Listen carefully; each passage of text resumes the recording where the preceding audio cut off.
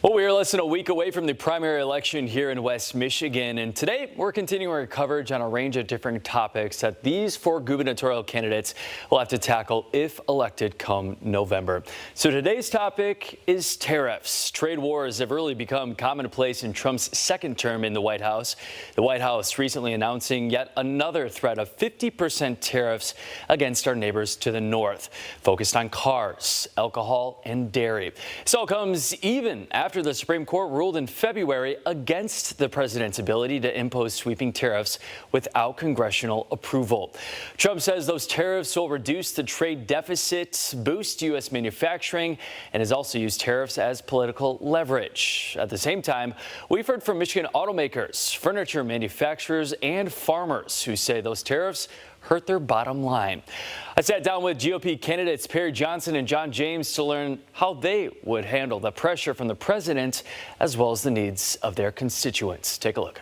If the Trump administration moved forward with tariffs on Canada, despite warnings coming from, we're hearing from automakers, furniture manufacturers, farmers, that they'd lose business, lose out on money, would you stand with the president on that or Michigan employers?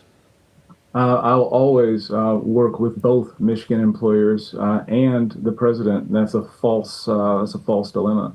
Right now, the people in Canada, I would just say the government in Canada, has been making money on the backs of Americans for far too long. What we're looking for is mutual benefit. What we're looking for is reciprocal trade deals. What we're looking for is fairness for the American people. And that's what the president is working on. People are making this big deal about the tariffs. Okay, I understand that a big deal was made about it. It is a one-time hit that you have on the tariffs that gets adjusted. There are certain industries you have to have. Why is our manufacturing so depleted here? Well, it's because in Michigan, we've gone out of our way to give every possible advantage to the other person. We know right now, as a result of all of these shipments that we have in here, we are now getting stuff from China instead of building it here. We've seen Governor Whitmer publicly criticize those tariffs, saying that they would disproportionately hurt the state's automotive and manufacturing industries.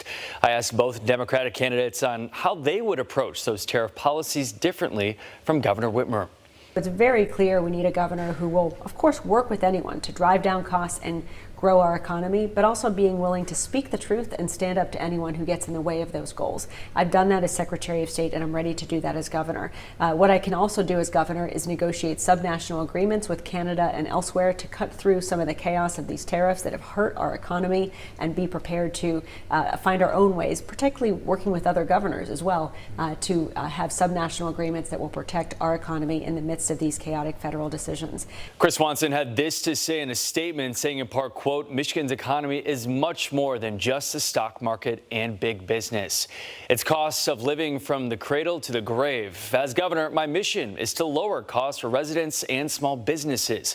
Additional tariffs on Canadian goods and services are not the answer. Let's work with one of the biggest and most trusted trade partners instead of escalating that divide. End quote. I'll have the full statements on tariffs on our website. It's fox17online.com.